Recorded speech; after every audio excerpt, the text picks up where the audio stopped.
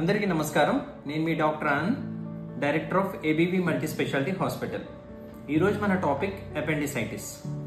అందరికీ తెలిసిందే, మన చిన్న పేగు అనేది మనం తినంగా అరగంగా మొత్తం దానికి ఎనర్జీ అంతా పీల్చుకునే పార్ట్ అంతా చిన్న పేగు చేస్తుంది.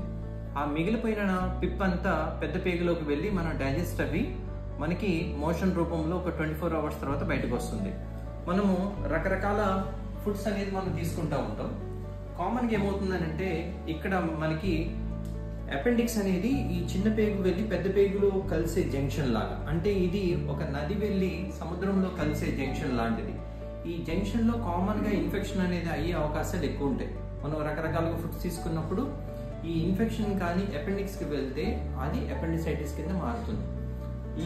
ఈ భాగంలో మనకి ఈ కింది భాగంలో నొప్పి రావటం, ఒకసారి వెనక రావటం, ఈ నొప్పి అనేది బొడ్డు దగ్గరికి రావటం అనేది కామన్ గా, లేకపోతే వామిటింగ్స్ తో ప్రెసెంట్ అవడం, ఈ విధంగా ఉంటారు.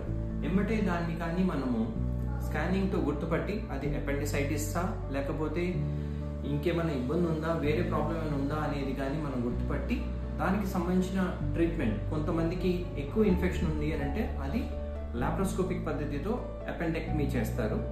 సిచ్యువేషన్ బట్టి మనము దానికి సంబంధించిన ట్రీట్మెంట్ అనేది తీసుకోవాలి. మరిన్ని వివరాల కోసం సంప్రదించండి మీ ఏబీవీ మల్టీ స్పెషాలిటీ హాస్పిటల్.